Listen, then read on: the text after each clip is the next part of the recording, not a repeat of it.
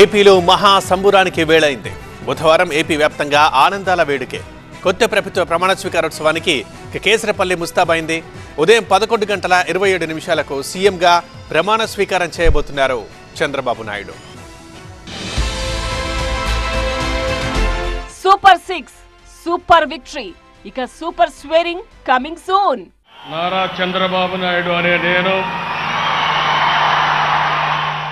AP వ్యాప్తంగా వేడుక, కేసరపల్లి వేదిక, అఖండ విజయం సోపానంగా ఏపీ ముఖ్యమంత్రిగా చంద్రబాబు రెండోసారి బాధ్యతలు చేపట్టబోయేది ఇక్కడే. 12వ తేదీ బుధవారం ఉదయం 11:27 ప్రమాణ స్వీకార మహోత్సవం. సభ ఏర్పాట్లు ఇలా చకచకా జోరందుకున్నాయి. So venue preparation already start అయింది. సో దానికి పబ్లిక్ ఎంతమంది రావచ్చు అని అంచనా వేస్తూ ఈ ప్రోగ్రామ్ సక్సెస్ఫుల్ గా జరిగేదానికి ఏం చర్యలు అవసరమో అన్ని చర్యలు తీసుకుంటారు. ప్రమాణ స్వీకారోత్సవ కార్యక్రమం కోసం ముందుగా 3-4 ప్రదేశాలను పరిశీలించారు. చివరకు కేసరపల్లి ఐటీ పార్క్ సమీపంలో ఈ ప్రదేశాన్ని ఓకే చేశారు. చంద్రబాబు ప్రమాణ స్వీకారోత్సవానికి ప్రధాని మోదీ కూడా హాజరవుతారు కాబట్టి భద్రతా ఏర్పాట్లపై ప్రత్యేక దృష్టి సారించారు.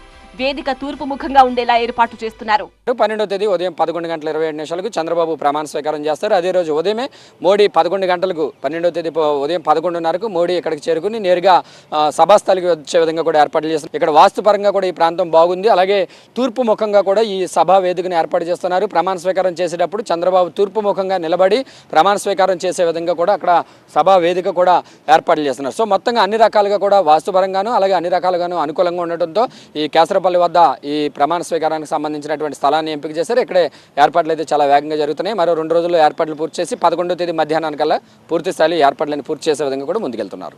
కేసరపల్లిలోని 11 ఎకరాల స్థలంలో సభ ఏర్పాట్లు జెట్ స్పీడ్ తో జరుగుతున్నాయి. ట్రాఫిక్, పార్కింగ్ సమస్యలు లేకుండా మ్యాపింగ్ చేస్తున్నారు. వీఐపీల కోసం గన్నవరం ఎయిర్పోర్ట్ లో 15 ప్రత్యేక హెలికాప్టర్లను ఏర్పాటు చేస్తున్నారు.